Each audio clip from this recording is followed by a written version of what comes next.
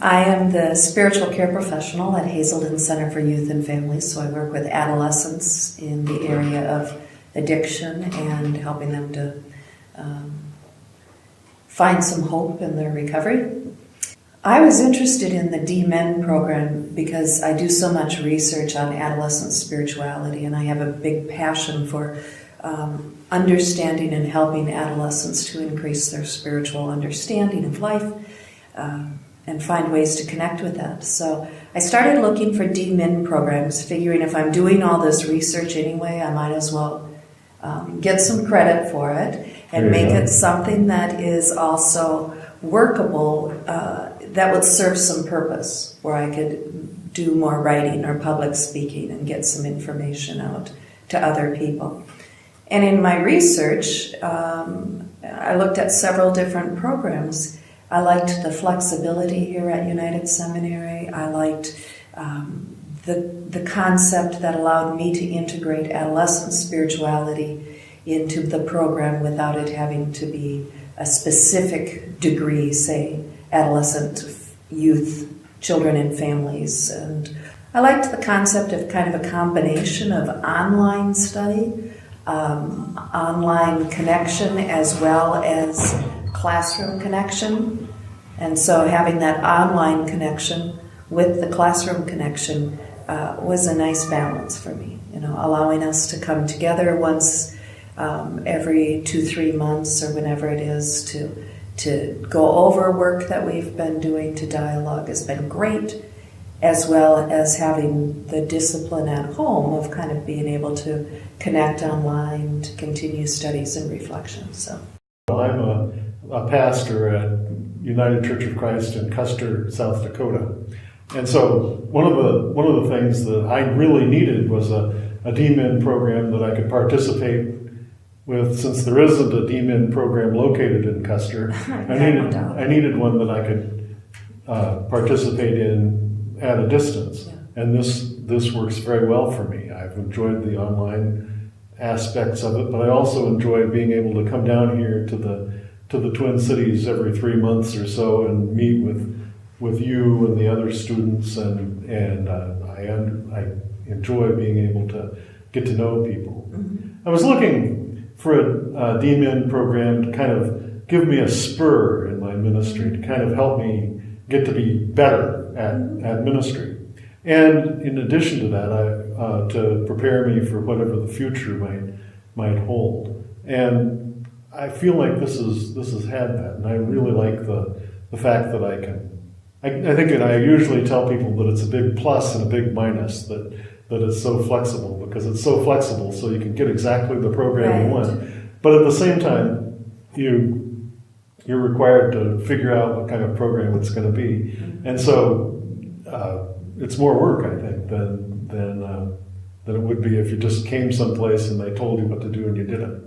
Really invites that independent learning style of integration, which I think at our point in ministry, we're really looking at how to integrate the knowledge that we have, maybe the wisdom from our older years, because neither of us are spring chickens anymore. We're not spring chickens. But to integrate that wisdom and that knowledge into the context where we're working becomes so essential. One of the things I really like about the program is the online portion of it. We post about different topics, usually each week or every other week or something like that, during the time in between coming to the seminars. And then we comment on each other's posts, and I always think the comments are interesting and good and broaden the point of view. It really helps to feel still connected, even though, you're, 500 miles away or whatever Custer is from the Twin Cities here, and to be able to still have that connection, kind of know that we're in this together, that we're not, it's not just an isolation thing. And I like that part of it too. I like how the small assignments while we're working on a bigger project always seem to integrate with that bigger reflection, or the thought of where we're going for the time when we gather. And they're often little like some of the online research that we've done of different programs that are out there related to the emerging church or to a different way of thinking have been great contexts, I think, to use for future things as well. Yeah. But a good thing it is to be able to interact with student colleagues, because unlike when you're doing your MDiv, where everybody's looking forward to whatever ministry it is that they're going to be involved in, all the students in this are already involved deeply in ministry, and so not only do the students come wanting to learn stuff, but they come bringing wisdom from whatever areas that they're pursuing. And it's interesting to find out how something like being a chaplain at a place like Hazelton and being a pastor in a place like Custer, South Dakota, the ways that those are similar and the ways that they're different. I've enjoyed the seminars when we do come together after doing the readings. It seems like it's a great way of reflecting together, getting different ideas expressed. I wasn't sure when I looked at the syllabus the very first time how this stuff on the emerging church fit with what I'm doing and what I wanted to do. And so I really have liked how it has very much so. It's how we can weave in our own current situations with what we're learning about that. How do we have a new voice or a voice for change? It's an important part of what I want, at least, in working with being a minister in this world today.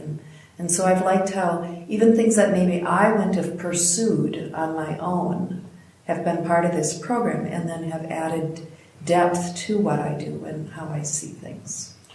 I have felt so supported. The faculty, the staff, the Adam, the technology guy, anytime you have a problem or something like that, it's always sort of assumed that something needs to be taken care of, and it's been taken care of, and everyone's friendly, and I've just felt nurtured.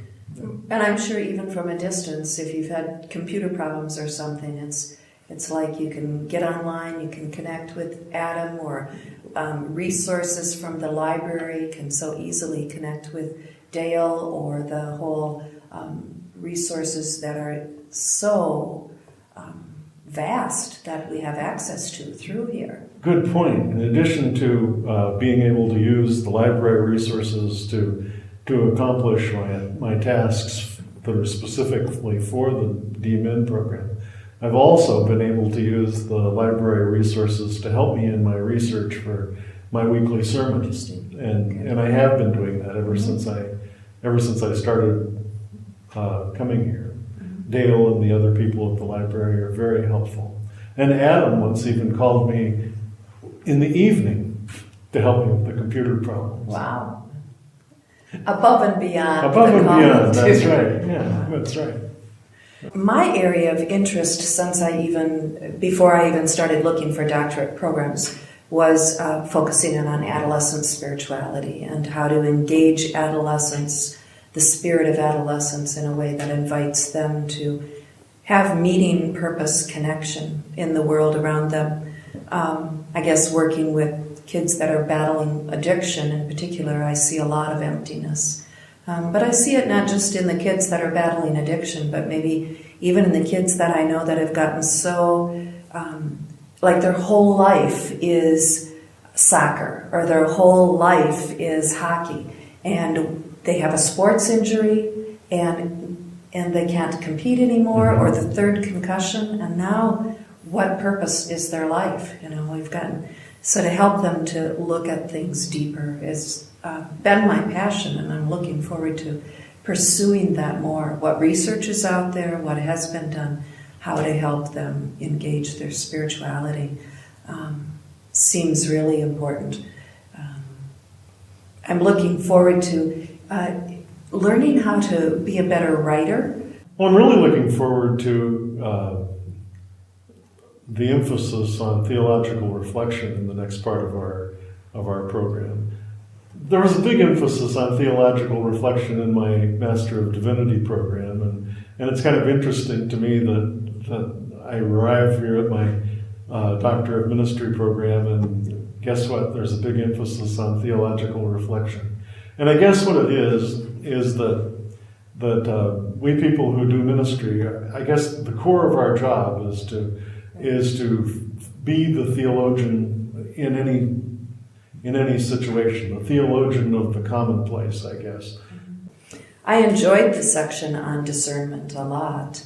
I found the readings very inviting for the most part. They helped me to look at and raise those questions in a prayerful way about who am I in this world? What do I bring? How do I bring it forward? And I had a vision of wanting to do something not just with words, but also with pictures. Mm-hmm. And so I created a board, a picture board, a dream board, if you may, kind of from ideas that I had from other people that have created dream boards about their future, with the idea that if you have a dream board that you've created that represents your future, it's a way of holding before you what that dream is, what that vision is. So I created a tree where the roots were very much representing the things in my life that have taken hold, that have helped me to become who I am. Family I grew up in, my family of sons and my ex-husband that were part of my life, and my religious upbringing and my education and friends and the different things that have sometimes been formed by hitting hard spots like a root does, and then having to find a new way around it in order to grab that sustenance in life. And so for me it was very visual in putting that together and creating a trunk that was solid, that contained the image of my feeling called forth, of moving forward in life and reaching out. And the branches of it really represented for me that sense of where do I feel called to, the work with youth and how is that expressed, and the learnings that are still needed, how to go about writing and to have that calling as well. How does that going forth impact my personal life and my relationship with my children, maybe a future partner? How does it relate with my health and passions for travel and learning and exploring? I mean, everything from scuba diving to motorcycling to martial arts, but finding ways to integrate all of things into life.